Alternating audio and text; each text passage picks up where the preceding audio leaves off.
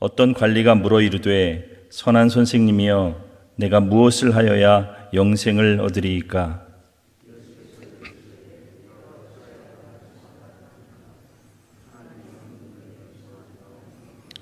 내가 계명을 안 하니 간음하지 말라, 살인하지 말라, 도둑질하지 말라, 거짓 증언하지 말라, 내 부모를 공경하라 하였느니라.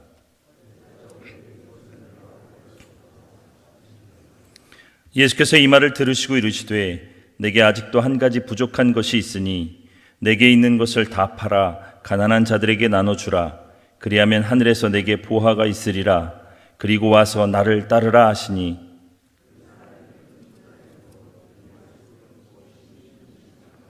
예수께서 그를 보시고 이르시되 재물이 있는 자는 하나님의 나라에 들어가기가 얼마나 어려운지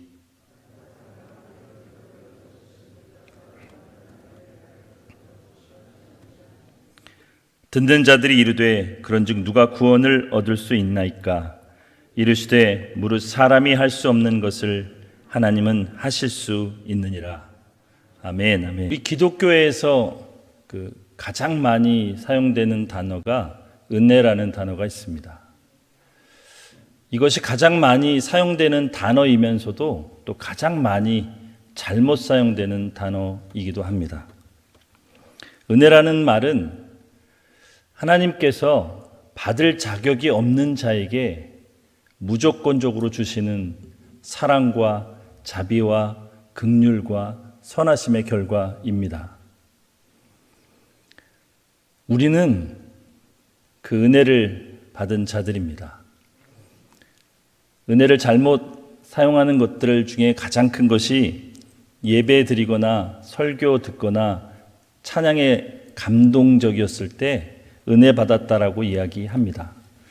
그것이 물론 잘못 쓰이는 것이지만 그것이 의미하는 것이 감사합니다라는 내용이기에 우리 교회 안에서는 통용되고 있습니다. 왜냐하면 하나님으로부터 은혜를 받은 자들이 반드시 그 은혜에 반응하는 것이 감사이기 때문입니다. 여러분, 감사는 누군가에게로부터 받은 것에 대한 반응입니다. 감사는 누가 나에게 무언가를 주었기 때문에, 해주었기 때문에 나타나는 것입니다. 그렇다면 내가 올바른 감사를 한다는 것은 나에게 그것을 준 대상에 대한 고마움을 나타내는 것이지, 나의 어떠함이나 나와 다른 사람을 비교하면서 나타나는 것으로는 올바른 감사가 나타날 수 없습니다. 여러분, 우리 모두는 하나님 앞에 받은 은혜가 각각 다릅니다. 각각 그 받은 양이, 그 질이, 그 때가, 장소가 다 다릅니다. 다른 사람 것을 비교하면 우리는 감사할 수 없는 존재가 됩니다. 하나님이 우리에게 은혜를 베풀어 주셨는데 받을 자격이 없는 자에게 하나님이 사랑을 주셨는데 나는 그것을 받을 수 있는 자인 양 외치는 것 밖에는 되지 않는 것입니다. 그래서 감사는 하나님 앞에 드리는 것입니다. 내게 주신 것, 그것을 바라보며 하나님 앞에 올려드리는 것입니다. 그래서 감사하는 자가 반드시 기도하게 됩니다. 왜냐하면 기도는 하나님이 나에게 은혜를 베풀 만한 그런 존재가 내가 아님을, 나는 너무나 연약한 자임을, 하나님의 도우심이 날마다 필요한 자임을 인정하고 하나님의 도우심을 구하는 것이기 때문입니다. 여러분, 그래서 주님은 감사하는 자, 기도하는 자를 사랑하십니다. 그래서 성경은 하나님을 대적하는 자들은 첫째로 감사치 아니한다, 이렇게 이야기하는 것입니다. 오늘 본문에 어떤 관리가, 큰 부자인 관리가 나옵니다. 이 부자는 예수님 앞에 나와서 이렇게 이야기합니다. 선한 선생님이여, 내가 어떻게 하여야 영생을 얻을 수 있습니까? 여러분, 이 큰 부자인 관리의 말을 한번 들어보십시오. 내가 어떻게 하여야 영생을 얻을 수 있습니까? 우리 어제 묵상했던 바리새인과 비슷한 사람입니다.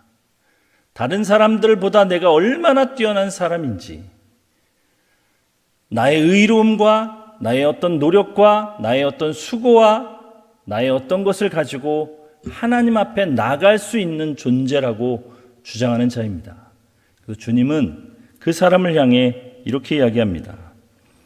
왜 그것을 나에게 묻느냐? 율법에 나와 있지 않느냐? 간음하지 말라, 살인하지 말라, 도둑질하지 말라, 내 이웃에게 거짓 증거하지 말라, 부모를 공경하라. 그랬더니 이 큰 부자인 관리가 대뜸 뭐라고 하냐면 내가 어릴 때부터 이것을 지켰습니다. 이렇게 얘기합니다. 여러분, 어릴 때부터 이것을 완벽하게 지켰다고 주장하는 이 사람에게 과연 무엇을 어떻게 해줄 수 있을 것일까요? 해줄 수 있는 것일까요? 주님이 그래서 이렇게 말씀하십니다. 우리 22절, 23절 말씀 우리 한번 크게 읽어보겠습니다. 예수께서 이 말을 들으시고 이르시되 내게 아직도 한 가지 부족한 것이 있으니 내게 있는 것을 다 팔아 가난한 자들에게 나눠주라. 그리하면 하늘에서 내게 보화가 있으리라. 그리고 와서 나를 따르라 하시니 그 사람이 큰 부자이므로 이 말씀을 듣고 심히 근심하더라. 하나님께 나아가는 우리가 아는 진짜 좋은 방법이 하나 있습니다. 우리 저기 뒤에 표에도 쓰여 있듯이 히브리서 11장 6절 말씀, 믿음이 없이는 하나님을 기쁘시게 하지 못하나니 하나님께 나아가는 자는 그가 계신 것과 그가 자기를 찾는 이에게 상 주시는 이심을 믿어야 할지니라. 이렇게 되어 있습니다. 하나님께 나아가려면 첫째, 하나님이 살아계시는 것, 하나님이 계신 것을 믿어야 합니다. 하나님이 살아계신 것, 하나님이 계신 것, 하나님이 일하신 것을 안다라는 것은 하나님께서 일하지 않으시면, 하나님께서 우리에게 은혜를 베풀지 않으시면 우리가 가지고 있는 가장 좋은 것들, 내가 나의 것이라고 주장하는 나의 능력이라고, 나의 수고의 결과라고, 나의 애씀의 결과라고 주장하는 그 모든 것들의 근거가 하나님으로부터 온다는 것을 아는 것입니다. 하나님이 만약 살아계시지 않고 일하시지 않으면 그 모든 좋은 것은 내 삶에 존재할 수 없다는 사실을 아는 것입니다. 그래서 그것을 인정하고 알기에 하나님을 찾게 되고 하나님을 신뢰하게 되고 하나님께 기도하게 되는 것입니다. 그래서 하나님이 그런 자를 기뻐하시는 것입니다. 이 부자 관리는 그것이 없었습니다. 그는 자기의 의로움으로, 자기의 이룬 어떤 것으로, 자기의 업적, 자기의 재능, 자기의 인맥, 자기의 노력, 자기의 성실로 하나님 앞에 나아가 영생을 얻기를 갈망했습니다. 그러자 주님은 그에게 네 재물을 다 팔아서 가난한 자들에게 주고 그리고 와서 나를 쫓으라 이렇게 얘기합니다. 왜냐하면 그 관리가 큰 부자였기 때문입니다. 여러분, 여기서 왜 주님은 재물을 다 팔으라고 하셨을까요? 이 큰 부자인 관리가 이루어 놓은 모든 것은 그가 부자였기 때문에 가능한 것이었기 때문입니다. 그가 부자였기 때문에 남에게 거짓말하지 않을 수 있었고, 그가 부자였기 때문에 남에게 거짓 증거하지 않을 수 있었고, 그가 부자였기 때문에 부모를 공경할 수 있었고, 그가 부자였기 때문에 여유롭게 삶을 살아서 다른 사람을 미워하거나 다른 사람으로부터 무언가를 받기를 갈구하지 않을 수 있었습니다. 그것은 다 주님이 주신 것이었습니다. 그래서 주님은 이야기하시는 것입니다.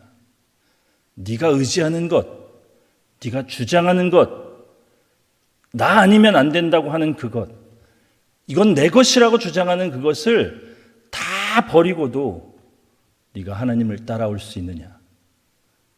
그것이 다 사라져 버린다 할지라도 네가 지금처럼 동일하게 하나님의 뜻을 따라 살아갈 수 있느냐 말씀하시는 것입니다.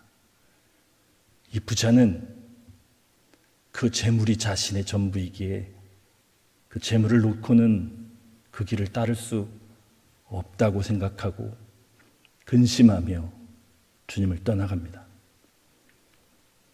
여러분과 저의 삶에 진짜 의지하는 것이 무엇입니까? 여러분과 저의 삶에 감사하는 근거가 무엇입니까? 여러분과 저의 삶에 왜 그렇게 처절하게 기도하며 주님께 달라고 요구하는 것입니까? 그것이 나의 부족함 때문에, 다른 사람과 나를 비교한 어떤 것 때문에 나온 것이라면 그것은 하나님이 기뻐하시지 않는 것입니다. 여러분, 마태복음 1장 1절은 이렇게 시작합니다. 아브라함과 다윗의 자손 예수 그리스도의 세계라. 여러분과 제가 구약을 읽어봐서 아브라함이 얼마나 이스라엘에게 대단한 분인지를 알 수 있습니다. 왜냐하면 이스라엘의 시조가 되기 때문입니다. 그런데 구약 성경을 읽어보면 더 위대한 인물이 있습니다. 모세입니다. 그런데 마태복음 1장 1절은 아브라함과 다윗의 자손 예수 그리스도의 세계라고 이야기합니다. 다윗의 후손으로 메시아를 보낼 만큼 하나님은 다윗을 인정하고 그를 높이고 있습니다. 왜요? 여러분, 우리가 다윗을 생각하면 딱 두 가지 큰 사건을 알 수 있습니다. 첫째는 다윗이 그 어린 나이에 수많은 이스라엘 군대가 두려워 벌벌 떨고 있는 그 상황에서 하나님을 모욕하고 대적하는 거인 골리앗을 물맷돌로 물리친 사건입니다. 우리는 다윗이 그 사건으로 인해서 영웅이 되었고 하나님 앞에 큰 인정을 받았다고 착각하는 경우가 있습니다. 그러나 그렇지 않습니다, 여러분. 다윗이 그 놀라운 큰 업적을 이루고 나서 하나님은 다윗에게 수많은 고난의 시간을 보내게 할 수밖에 없었습니다. 왜냐하면 그것은 아무리 다윗이 입으로 하나님의 힘으로, 하나님의 이름으로 그 일을 했다고 주장하더라도 온 백성은 사울은 천천히요, 다윗은 만만이라고 외치며 다윗을 높였기 때문입니다. 그런 다윗이 언제 하나님 앞에 성경 속에 두드러진 빛이 되냐 하면 우리 아내를 간음하고 난 다음입니다.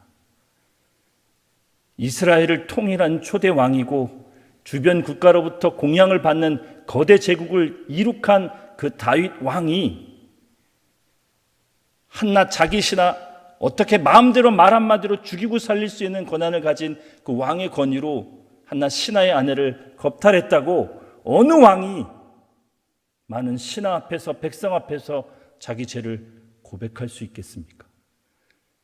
하나님의 명령을 받은 나단 선지자가 다윗 왕의 그 죄를 지적했을 때 다윗은 자기가 왕임에도, 자기가 그 온 나라의 1인자임에도 하나님 앞에 무릎을 꿇고 자기의 죄를 고백합니다. 그리고 적은 것이 시편 51편입니다.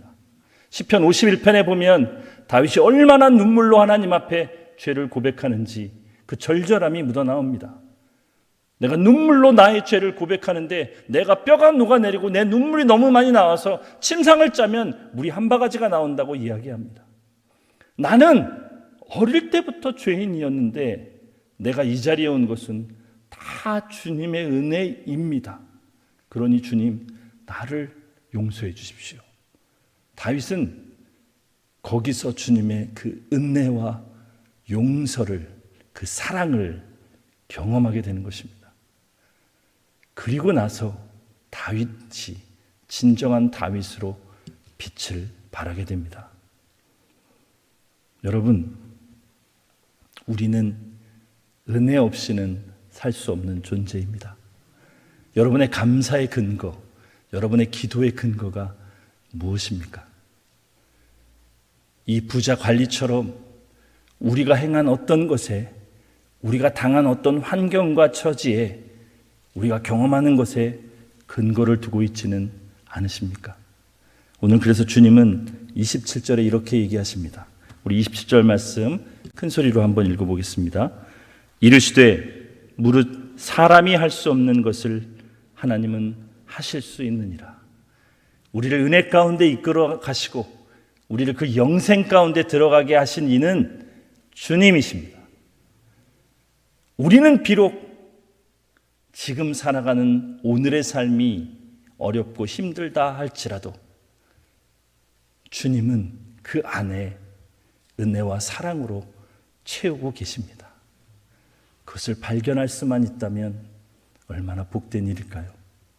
사랑하는 여러분, 오늘 하루를 살아가시면서 그 은혜를 기억하시고 그 은혜 안에 살아가시는 여러분 되기를 주님의 이름으로 축복합니다. 기도하겠습니다.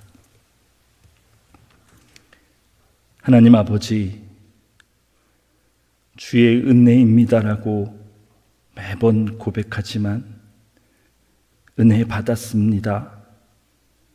말씀을 들으며 찬양을 드리며 기도하며 하나님 앞에 고백하지만 그 은혜가 우리의 삶을 온통 뒤덮고 있음을 잘 깨닫지 못하는 우리의 무지함과 연약함을 불쌍히 여겨 주옵소서.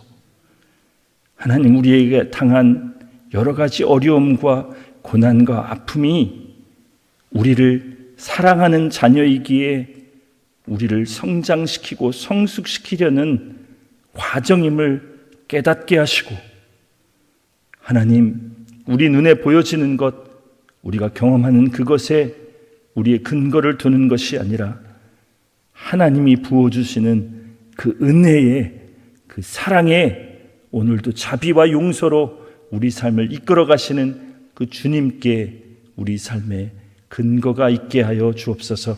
그래서 감사하게 하시고, 그래서 마음껏 기도하게 하여 주옵소서. 예수님의 이름으로 기도합니다. 아멘.